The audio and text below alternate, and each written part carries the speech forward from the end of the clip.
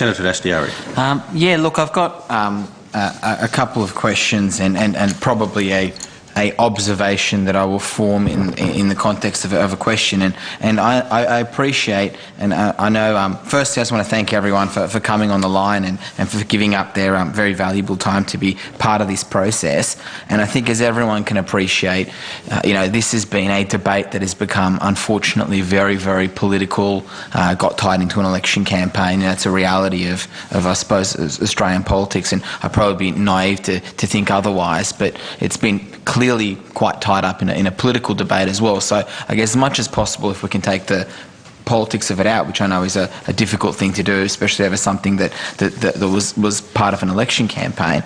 But if I can just ask you, Mr. Benison, so is your position, and I read your submission, I listened to what you said today, I haven't in detail read your supplementary kind of submission that you've just proposed. Is your submission broadly that your issue isn't in the taxation or an acceptance that some mining company profits, there's a responsibility to give a bit more back, but broadly in how the model's established? Is that your broad proposition? I'm not quite, it seems a bit, because the sense I'm getting, Mr. Benison, and again, this is more of a statement, but I'll phrase it as a question, is understandably, when you look at a bill like this, there's a whole bunch of projects that were going to be paid by it, and we've heard from them this morning, and naturally the people representing those interests are going to come and argue for their interests, and then the people from the mining sector's argument will always be, well, we shouldn't, have to pay, and I don't blame them for that. I think people have responsibility to look after their own interests. That's understandable. But Mr. President, the bit about your submission that I thought was a bit interesting, and a bit about your comments, is that you're proposing something slightly different. You're arguing that it's the model that you have an issue with, not the principle. Is that right, or? Not quite. There is certainly inherent problems in the design of this tax. No tweaking is going to get around it, and that's why the tax has got to go. You can't push and pull this tax to get it to fit. It just won't happen. So you're left with no choice but to get rid of it. So if you want to go back to the drawing board and you want to look at tax reform across the resource sector, or mining and exploration, you've got to take the whole tax environment in its entirety, a whole cost structure to the industry in its entirety. You've got to benchmark it internationally to make sure that its international competitiveness is not compromised. And that hasn't been done. So all I'm saying is that, particularly through the next year, with the white paper review on tax, that there exists an opportunity for industry in particular to be able to put its case to the government across the whole suite of taxation issues, the whole cost structure of the industry, and ensure that government understands and appreciates its position, both nationally and internationally, in the whole tax environment. And that hasn't been afforded to it. But Mr. Benson, my understanding, and again, you have a much deeper understanding of this, and I don't want to get into a debate about the Henry Tax Review because that's the past and this and that, but my understanding, part of the Henry Tax Review's objective, whether it met it or not, which is kind of what began this process that's resulted to where we are today, was having that investigation firstly. And secondly, we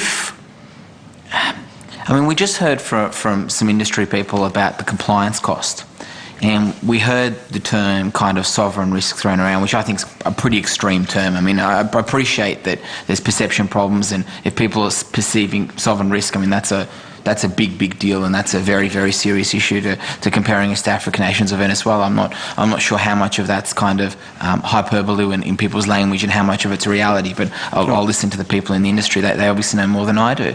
But if the issue is uncertainty about the taxing regime, if part of what's been driving people away, or the argument is that part of what's been driving people away has been there's been an unhealthy debate, there's risk, people aren't sure what the model is, we've ended up where we are, And if all this money has now been fed into compliance, the bit I'm not sure about, and the people from industry would be better placed perhaps to even answer this part of the question than you, Mr. Benison, but wouldn't you then be creating a whole new series of risks? So if we turned around and said completely, and I'm just hypothetically here, we're getting rid of this tax. Yours was a short question.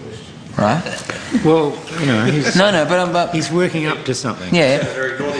He's working up to something. It'll be a yes and no answer. Yeah, that's right. We're getting rid of this tax, but we accept that there needs to be some kind of a new regime of taxation as a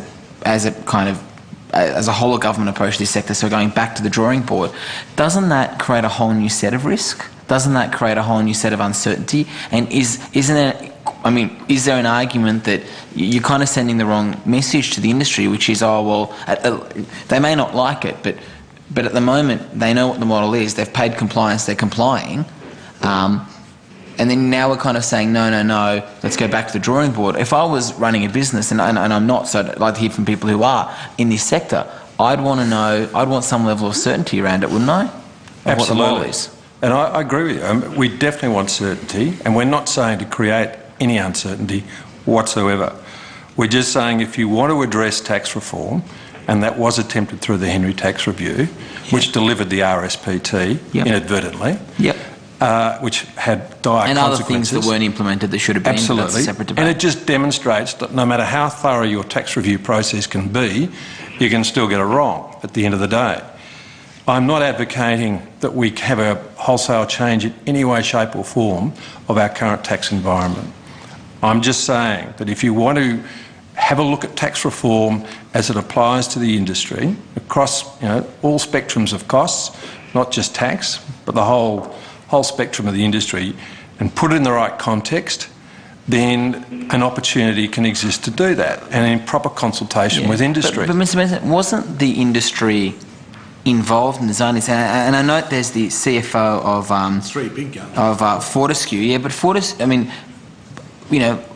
some of them were, and I understand, and perhaps the gentleman from Fortescue would be in a better position to answer this than obviously you, but there were, as they moved from what the Henry Tax Review proposed to the model we're at now, there was that consultation process, wasn't there? No, there wasn't.